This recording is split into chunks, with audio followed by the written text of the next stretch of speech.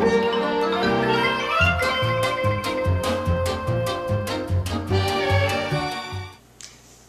everybody, it's Chris Eads, Wootini over at GayGamer.net, here with another weekly video podcast. I want to start by saying that this weekend I saw Showgirls the musical, Trust the Thrust. It was hilarious. It's basically like this fringe theater, low budget production, and they just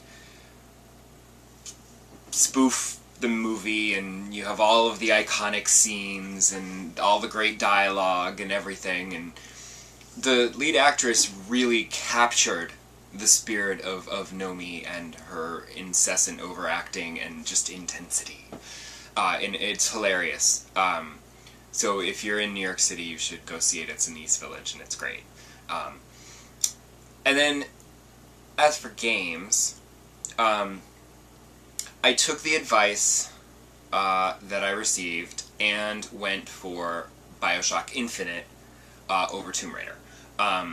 Mostly because one of the comments was that you should play BioShock Infinite because it'll get spoiled and you don't want the storyline spoiled.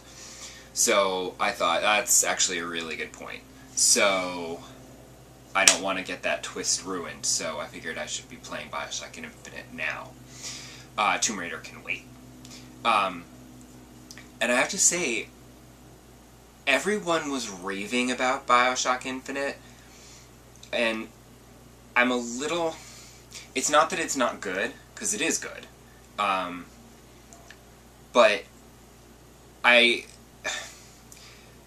it's very weird to be walking around in an environment now where there are people. You know, like, it was one thing to walk around Rapture, which is all abandoned, and anyone who shows up is trying to kill you or whatever. So, there's this weird disconnect that I'm having with this game that it's not ruining it, but it's throwing me off, because I'm walking around, and I have you can't holster your weapon. So I'm walking around with, like, an electrified or flaming hand and a big giant shotgun, and I'm, like, walking around and, like, doing stuff, and nobody's saying boo about it, and that just seems weird to me. So, I mean, unless the big twist at the end is that everyone is an android, and that's why they're not reacting like regular humans, I don't know. But it's this weird, not quite reality that's throwing me, because everything looks beautiful, and this environment is fantastic, but the people aren't behaving like actual people should be, and that's kind of throwing me off.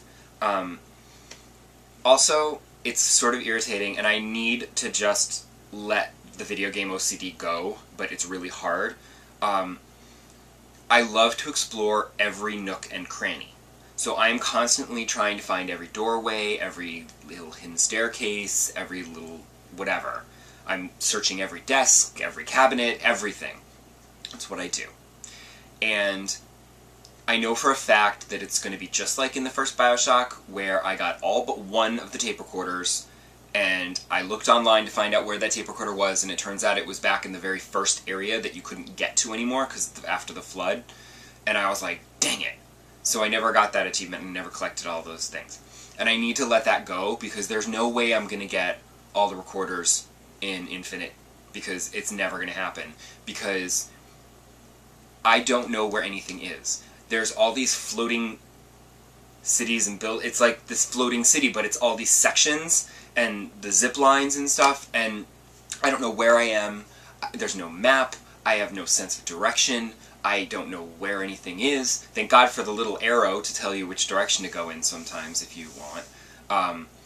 So, like, I'm gonna miss, like, oh, I should have ziplined up to that balcony and gone in there, and then that's the recorder that I missed. But it's great, and it's fun shooting things. So I'm still enjoying it. I actually have no idea how far into it I am. And then the other game that I'm playing, which is also kind of disappointing, which is sad. Not that BioShock Infinite is disappointing. I'm still enjoying it. It's just that weird quirk. But the Lego City for the DS, is kind of disappointing. I really liked Lego City Undercover on the Wii U. It was funny, and there's a lot to do, and it was a lot of fun. But the 3DS version is like... It's meant to be a prequel, but you shouldn't play it after you've played Lego City Undercover on the Wii U, because it doesn't measure up. If you played this first, and then you played the Wii U version, if you played them in order, it'd be great, because the Wii U version is way, way better. Obviously it's a 3DS, they can't do this whole giant open world thing, so everything is really foggy. You know, there's like Silent Hill fog in the background, because the drawing is not great. But it's weird, because there's no, like, there's all these little tiny missions. Some of them are a little longer. But you do these little missions, and they're not like in the Wii U version, where sometimes they're little missions, and then sometimes they're like levels, where you go through and you collect the coins and you try to become Lego City Hero by filling up your meter to 100%. Here, there aren't any of those, and you're just running around doing little missions, and, you know, it's just sort of, I don't know, it's lacking something. It's also lacking, there are some cinemas that have voiceovers, but the problem is most of the dialogue in the 3DS version is done with just the in-game engine and little captions that you have to read. And the problem is that back in the day, there was no dialogue in a Lego game, because they were doing properties like Star Wars and Indiana Jones, where everyone already kind of knew the story, so they could just kind of mime it, and it was very funny. Then, when they did the Batman ones, they're creating their own story, so they had to have some dialogue, and in Lego City Undercover, they have to have their own dialogue because they have to tell a story. And I get that. But when you're doing it on the 3DS, and people have, you know, and you have to have silence because you can't afford to do the voiceovers all the way through, I wish that they would go back and do some of that miming that was so funny in the older games, you know, and try to tell a story with just the miming, because it would be funnier. Because at least the Wii U, like, since it was voiced dialogue, I mean, there were some jokes that were just horrendously bad, but they were still kind of funny, and I laughed in spite of myself. And then there were some generally, like, genuinely clever spoofs that I thought were great. But the 3DS one, I'm just like, eh. It's just less than. I mean, I'm still playing it because it's a Lego game, and it's fun, and I'll try to collect as much as I can, but it's a letdown after the Wii U version. The Wii U version is way, way better, so play that one. I'm going to sign off for this week now, and go play some more Bioshock Infinite, and shoot up a bunch of people. And hopefully nobody will spoil the ending for me before I get there, because it'll probably take me a little while, because I'm slow going when I play my games.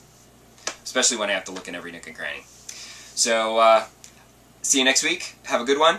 Same time, same place next time. Bye!